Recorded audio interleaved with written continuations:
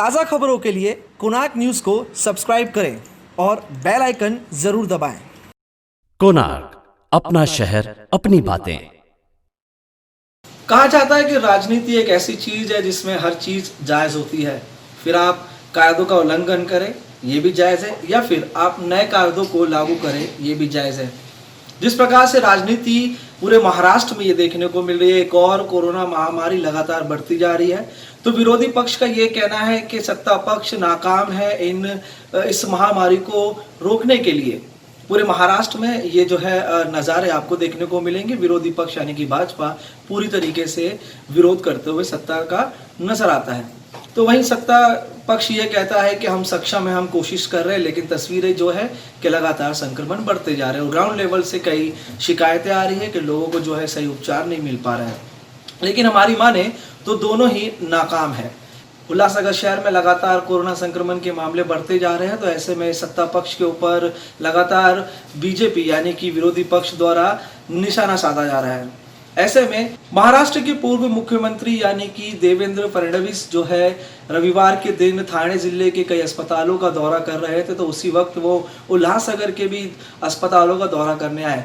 ये सिर्फ एक महज औपचारिकता थी कि वो दौरा करने के लिए आए थे। उल्लासनगर महानगर पालिका में वो अधिकारियों से मिले, कमिश्नर से मिले। उसके बाद जब वो अस्पताल की तरफ गए तो वहाँ पर उनका जो है काफिला भी उनके साथ चला, लंबी लंबी गाड़ियों में, जिसमें खुद ये है कि नियम के अनुसार कि एक गाड़ी में अधिक लोग नहीं हो सकते, लेकिन जो काफिला था वो काफ़ी लंबा था। जिस अस्पताल में वो गए यानी कि उल्लासनगर कैंप क्रमांक 4 के कोविड अस्पताल में गए, जो कि एक इन्फेक्टेड एरिया है, एक अस्पताल है और यहाँ पर जो है मरीजों का उपचार किया जा रहा है और यहाँ पर सिम्टोमेटिक मरीजों को रखा जाता है। लेकिन इस कोविड अस्पताल में जब वो गए तो उनके आसपास शहर के कई और भी नेता जो कि भाजपा से हैं वो भी वहाँ पहुँच गए। इस मौके पर वहाँ पर मीडिया भी मौजूद थी, पुलिस भी मौजूद थी और बड़े पैमाने में जो कि हमारे शहर में लॉकडाउन चल रहा है, जो नियम होने चाहिए उसका पूरी तौर से उल्लंघन देखने को मिला। सोशल मीडिया में वायरल हो रही इस तस्वीर को ना जाने किसने खींचा है, लेकिन इस तस्वीरों ने सवाल उठा दिए हैं। पूर्व सीएम जब अस्पताल में पहुंचे तो वह अस्पताल के भीतर नहीं गए, लेकिन अस्पताल के गेट पे खड़े होकर ही अधिकारियों से, डॉक्टरों से बातचीत करके जानने की कोशिश की कि किन किन सुविधाओं से यहाँ नागरिक या फिर जो मरीज़ हैं वो वंचित हैं। यानी कि ये कहा कि उल्लासनगर में भी जो है सुविधाएं नहीं है और इन सुविधाओं को बढ़ाने की अब कोशिश की जाएगी, यानी कि जो कि बेड हैं मरीजों के लिए उन्हें बढ़ाने की कोशिश की जाएगी।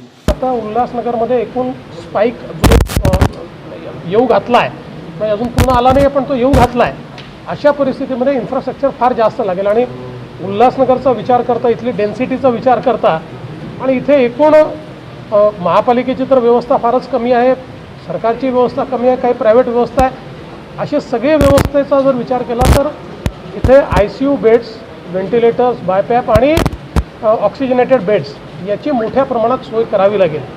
आता आयुक्तांनी आम्हाला सांगितलं आहे की आम्ही तो प्रयत्न करतो आहोत म्हणून, पण मला असं वाटतं की राज्य सरकारला अधिक मदत अशा प्रकारच्या महानगरपालिकांना केली पाहिजे। आणि शेवटचा एक महत्त्वाचा विषय असा वाटतो की हेल्थ स्टाफ फार कमी आहे, त्यामुळे अन्यत्र कुठून आपल्याला इथे आणता येईल का किंवा अजून काय व्यवस्था करता येईल याचाही विचार करावा लागेल। उल्लासनगर शहर में महाराष्ट्र राज्य के विरोधी पक्ष नेता श्री देवेंद्र फडणवीस जी तथा विधान परिषद के प्रतिपक्ष नेता श्री प्रवीण दरेकर, रविंद्र चौहान और गणपत गायकवाड़ ऐसे कई नेताओं ने उल्लासनगर में यहाँ पर दौरा किया। उसका मुख्य कारण था कि क्योंकि उल्लासनगर में कोरोना का प्रभाव तेज़ी से बढ़ता जा रहा है, उसका आढ़ावा लेने के लिए यहाँ उल्लासनगर में ये आए।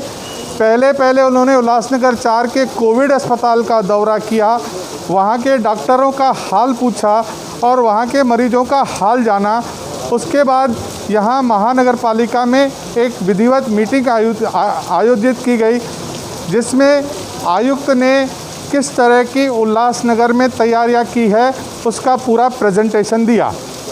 उस प्रेजेंटेशन के बाद श्री देवेंद्र फडणवीस ने यह कहा कि उल्लासनगर में जो यहाँ पर वैद्यकीय सुविधाएं हैं वह बहुत कम हैं।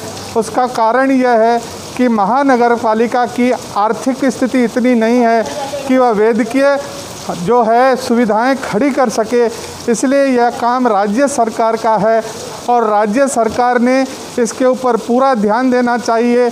उन्होंने यह भी कहा कि रिपोर्ट जो है वो 4-5 दिन में आती है, वह 24 घंटे में आनी चाहिए और वह प्राइवेट से कराकर उसके पैसे महात्मा फुले योजना के अंदर सरकार से महानगर पालिका को लेने चाहिए और इस बात को आयुक्त ने मान्य किया है।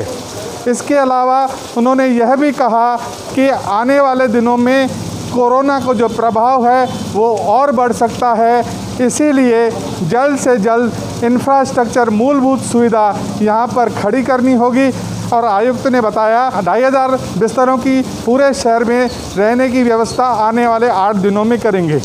कुल मिलाकर एक ही विषय था कि किस तरह से उल्लासनगर को कोरोना मुक्त किया जा सके।